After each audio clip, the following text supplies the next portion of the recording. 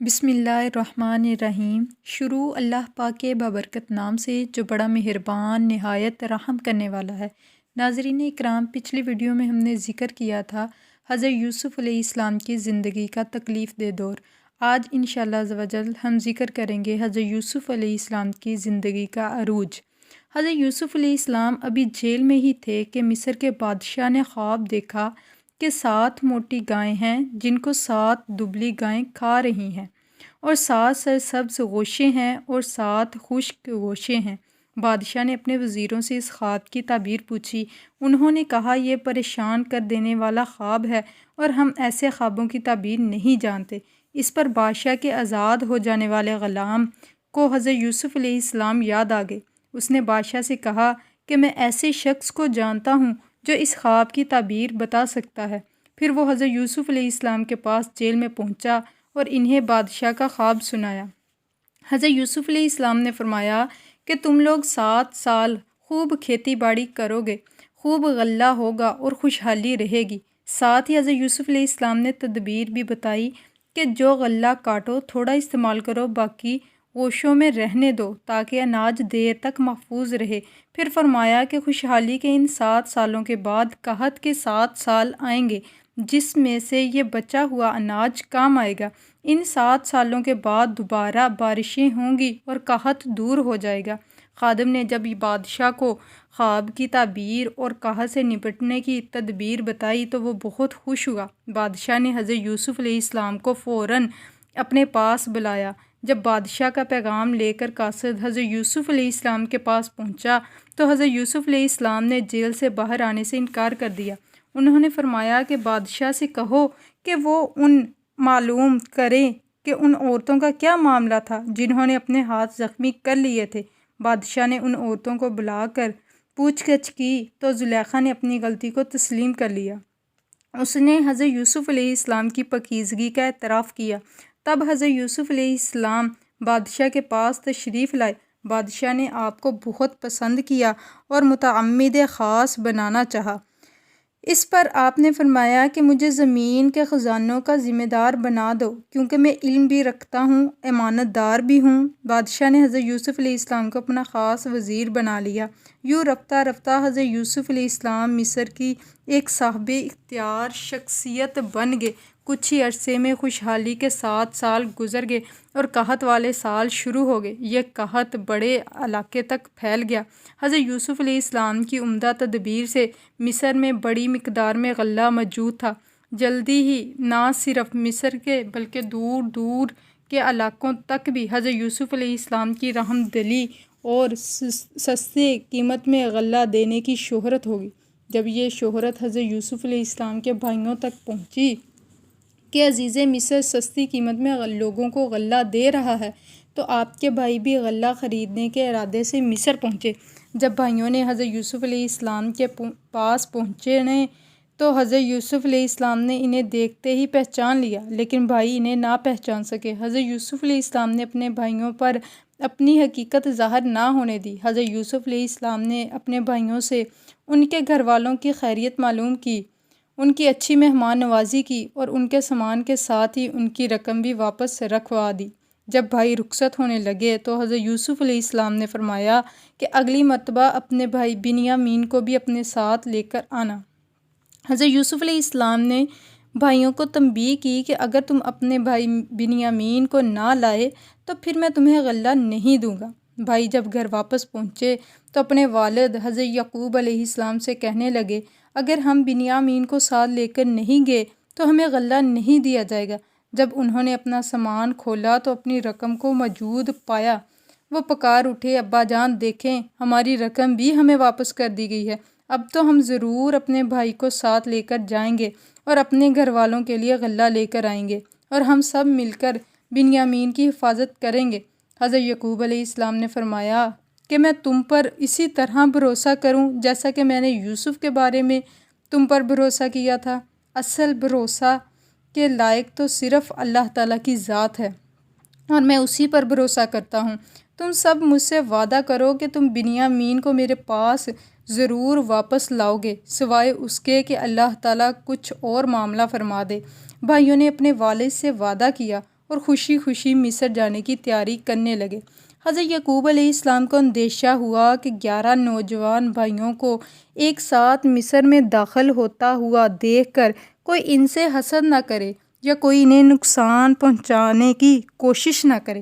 حضرت یعقوب علیہ السلام کو اللہ تعالیٰ کی طرف سے جو علم حاصل تھا اس کی بنا پر آپ علیہ السلام نے اپنے بیٹوں سے فرمایا کہ تم سب مصر میں ایک ہی دروازے سے داخل نہ ہونا بلکہ مختلف دروازوں سے داخل ہونا۔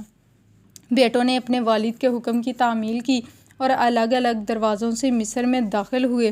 جب بنیامین کو ساتھ لے کر حضرت یوسف علیہ السلام کے پاس آئے تو حضرت یوسف علیہ السلام نے چھوٹے بھائی کو اپنے پاس بٹھایا اور رازداری سے فرمایا کہ میں تمہارا بھائی یوسف ہوں، اب تم میرے پاس ہی رہو گے، تم بھائیوں کی بدسلوکی پر افسوس نہ کرو۔ حضرت یوسف علیہ السلام نے اپنے بھائی بنیامین کو اپنے پاس مصر میں روکنا چاہا تھا، لیکن بادشاہ کے قانون کے مطابق وہ ایسا نہیں کر سکتے تھے۔ اللہ تعالیٰ نے حضرت یوسف علیہ السلام کو ایک تدبیر سجائی۔ حضرت یوسف علیہ السلام نے اپنے بھائی کے تھیلے میں اپنا قیمتی پیالہ جس سے ناپ کر غلہ دیا جا رہا تھا رکھوا دیا۔ پھر بادشاہ کے محافظوں میں سے ایک نے آ کر بھائیوں سے کہا، تم چور ہو اور تم نے بادشاہ کا پیالہ چرا لیا ہے۔ بھائیوں نے کہا کہ ہم یہاں چوری کرنے نہیں آئے اور نہ ہی کوئی فساد چاہتے ہیں۔ محافظوں نے کہا کہ اگر تم جھوٹے نکلے تو تمہاری سزا کیا ہوگی؟ بھائیوں نے کہا کہ ہمارے ہاں چور کی سزا یہ ہے کہ ہم چور کو غلام بنا لیتے ہیں۔ پھر حضرت یوسف علیہ السلام نے تلاشی لینا شروع کر دی۔ پہلے اپنے بڑے بھائیوں کے سامان کی تلاشی لی، آخر میں بنیامین کے سامان کی تلاشی لی اور اس کے تھیلے سے اس پیالے کو نکال دیا۔ جب بھائیوں نے یہ منظر دیکھا تو کہنے لگے کہ اگر اس نے چوری کی ہے تو اس کے بھائی یوسف نے بھی چوری کی تھی۔ حضرت یوسف نے اپنے بھائیوں کی اس الزام تراشی پر صبر کیا اور دل میں کہا کہ جو تم باتیں بناتے ہو اللہ تعالیٰ اسے خوب جانتا ہے۔ بھائیوں نے حضرت یوسف علیہ السلام سے درخواست کی کہ ہمارے والد بہت بوڑھے ہیں اور وہ بنیامین کی جدائی برداشت نہ کر سکیں گے، لہٰذا آپ ہم میں سے کسی ایک کو رکھ لیں اور اسے چھوڑ دیں۔ حضرت یوسف نے فرمایا کہ میں ایسا نہیں کر سکتا، کیونکہ یہ تو ناانصافی ہے کہ اگر سامان کسی کے پاس سے نکلے اور اس کے بدلے میں ہم اپنے پاس کسی اور کو رکھ لیں۔ اس طرح حضرت یوسف علیہ السلام نے اللہ تعالیٰ کی تدبیر سے اپنے بھائی بنیامین کو اپنے پاس روک لیا۔ جب بھائی بنیامین کو لے جانے میں کامیاب نہ ہوئے تو آپس میں مشورہ کرنے لگے۔ انہوں نے کہا، اب ہم والد صاحب کو کیا جواب دیں گے؟ بڑے بھائی نے کہا، میں تو والد صاحب کا سامنا نہیں کر سکتا، ہم سے پہلے بھی یوسف کے بارے میں غلطی ہو چکی ہے، میں یہاں سے نہیں جاؤں گا جب تک میرے والد مجھے اجازت نہ دے یا پھر اللہ تعالیٰ خود ہی میرے لیے فیصلہ فرما دے اور حقیقت حال واضح ہو جائے۔ لہٰذا باقی 9 بھائی واپس اپنے والد کے پاس چلے آئے۔ بھائیوں نے گھر آتے ہی والد صاحب سے کہا کہ آپ کے بیٹے نے چوری کی جس کی وجہ سے وہ ہمارے ساتھ نہ آ سکا۔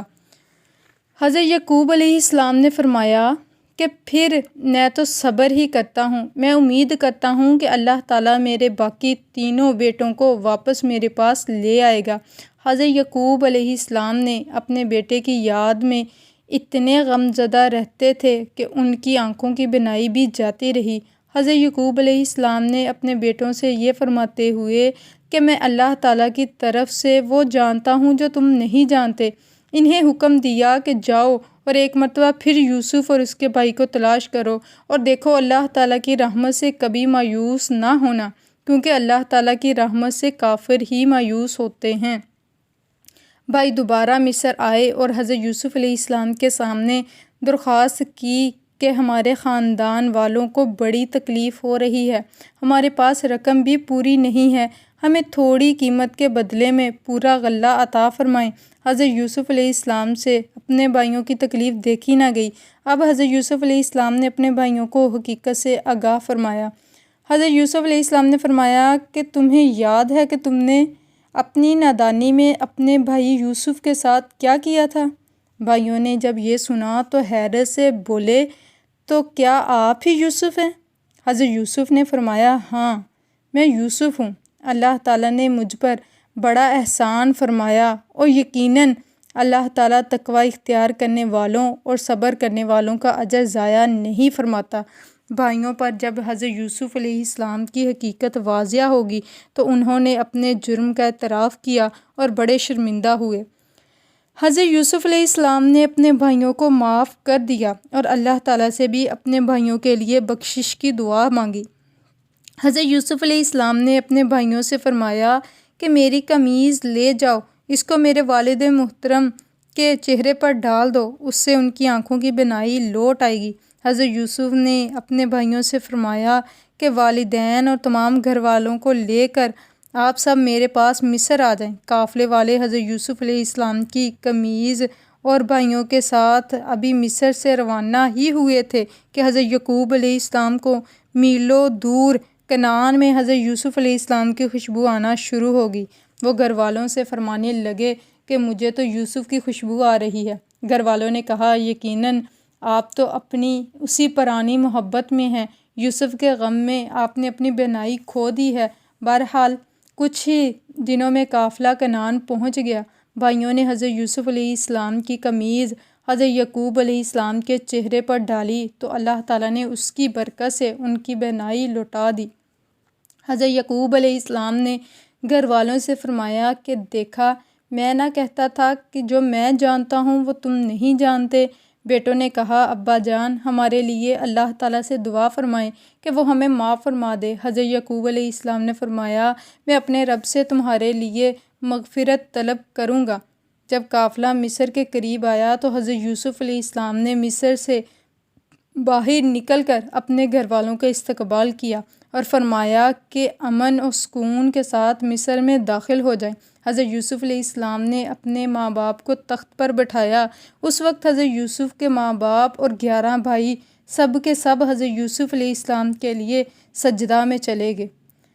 حضرت یوسف علیہ السلام پکار اٹھے کہ ابا جان، اللہ تعالیٰ نے میرے خواب کو سچ کر دکھایا۔ حضرت یوسف علیہ السلام کی زندگی سے ہمیں یہ سبق ملتا ہے کہ ہمیں اللہ تعالیٰ پر مکمل بھروسہ رکھنا چاہیے۔ دنیا والوں کی سازشیں بہت معمولی ہیں اور اللہ تعالیٰ کی طاقت اور قدرت بہت بڑی ہے۔ جس کے ساتھ اللہ تعالیٰ ہو، ساری دنیا مل کر بھی اسے نقصان نہیں پہنچا سکتی۔ کامیابی آخر کار انہیں ہی ملتی ہے جو حق پر کھڑے رہتے ہیں۔ امید ہے کہ آپ سب کو آج کا واقعہ اچھا لگا ہوگا۔ ویڈیو کو لائک ضرور کیا کریں اور جو ہمارے اس چینل پر نئے ہیں چینل کو سبسکرائب کر لیں تاکہ نئے آنے والے واقعات آپ لوگوں تک پہنچتے رہیں۔ دعاؤں میں یاد رکھیے گا۔ اللہ حافظ۔